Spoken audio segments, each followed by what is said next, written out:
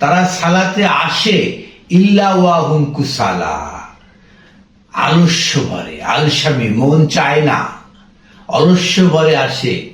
ওয়ালা ইয়ানফিকুনা ইল্লা ওয়াহুম কারিহুন, তারা ব্যয়ও করে, কিভাবে ব্যয় করে? কারিহুন, অনিচ্ছা সত্ত্বেও। সালাতে আসাটা কি? ইনফাক করা।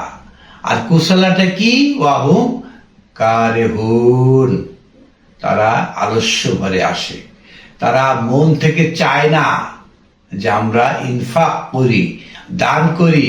যে ডান হাতে খাওয়া সুন্নত এটা বুঝছি, কিন্তু অন্নহীন মানুষকে খাওয়ানো যে আল্লাহর আহকাম এটা বুঝি নাই।